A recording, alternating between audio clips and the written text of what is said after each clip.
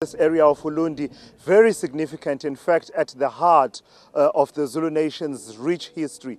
This area forms part of what is known as the Valley of Kings, Emakosini, here in KwaZulu-Natal, and really today being a very significant day for many reasons. For one, the wedding of King Zwelinthini Zulu to Zolamafu of Swaziland. This is the second time the king is taking a wife from Swaziland, of course.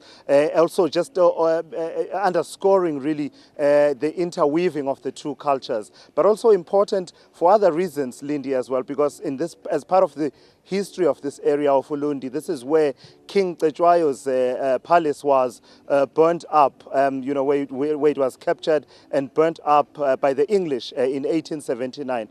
And of course, part of the restoration thereof comes in the form of this wedding. But let me not say it all, Lindy. As you can see, we had to dress properly and actually be dressed proper and to be fit for a royal wedding. So I'm joined here by colleague Sgu Shangase.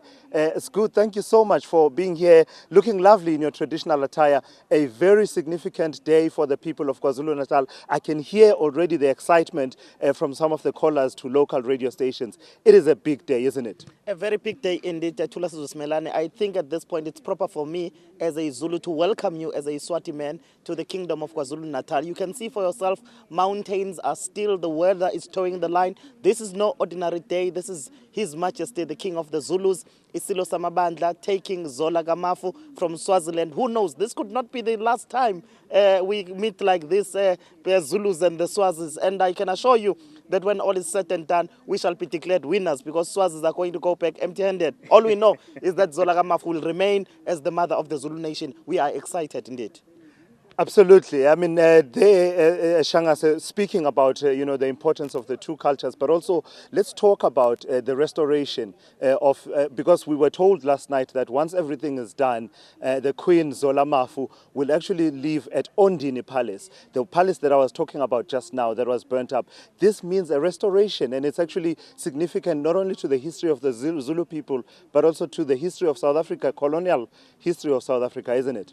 It's very much important. And I can't agree more with you, Thulasizwe, because this has been a sore thumb in the history of the Zulus, because no king ascends the throne and forgets the legacy of another king. During the reign of King Goodwill, as you earlier alluded, the palace of Undini was captured and was set alight. And this was really very painful for the nation. I think this is the opportune time for the reigning king to actually restore this palace, and we understand that it's going to be occupied by Zola Gamafu, and I think it will bring closure to any tensions that existed, and in fact it's going to extend not to even the people of this area. It's also going to create a sense to say we live in the context where there should be cohesion between nations. There should be cohesion within South Africans themselves. Right, Lindy, as you can hear, we're just getting started here in Ulundi, really, and the day's festivities are yet to get underway. In fact, the process started early this morning. The arrival last night of the bride, Queen Zolamafu from Swaziland, but we understand now they should be at this particular point at what is known as Ezibukweni, where she's getting prepared with her bridesmaids to then move on to the palace, where there'll be some traditional dancing, sort of showcasing what can be done. And who knows, Lindy, with a bit of luck, you might catch Sgu and myself getting caught in the excitement later on in the day. You deserve to know more. eNCA.com